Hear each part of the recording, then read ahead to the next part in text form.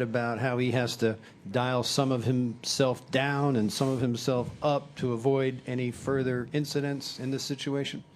No, I think he's going to play with that same aggression, that same passion, leave it all on the floor, but be smart.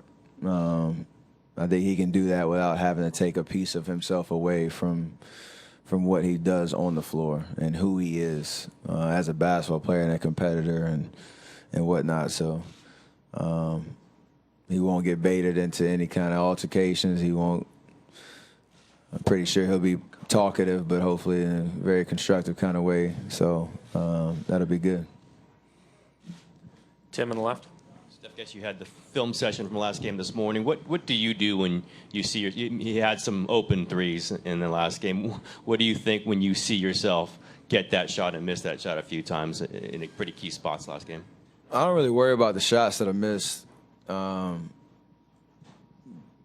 Those are ones you live with. You live with the result. You don't really want to go back and analyze, oh, I got open, what happened, why'd I miss it, or was my feet, not square to the basket, or did I not hold my follow through, whatever. I don't really worry about that because those shots will come, and if I can keep the confidence, I'll hopefully knock them down the next game.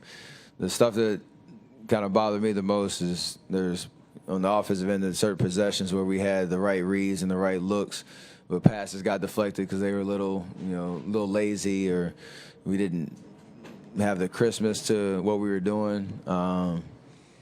Those are situations where you feel like you had missed opportunities. Open shots, make or miss doesn't really bother me that much, but the other stuff that takes us out of the rhythm of our offense, that I control most of it, is the frustrating part. So that was the most glaring thing that we saw on the film, and have to shore that up.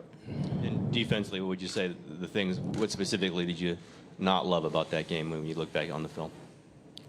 Breakdowns, communicating on switches and in transition, finding our matchups, and certain details of the fundamentals of just body position on defending guys one-on-one in space.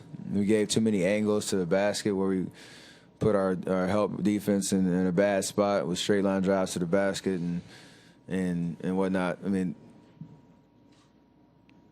it might be overblown a little bit because they made so many tough shots, but if you have guys that are hot and you give them those 3 to 5 possessions where you have breakdowns as well, it just makes things worse. So got to fix those.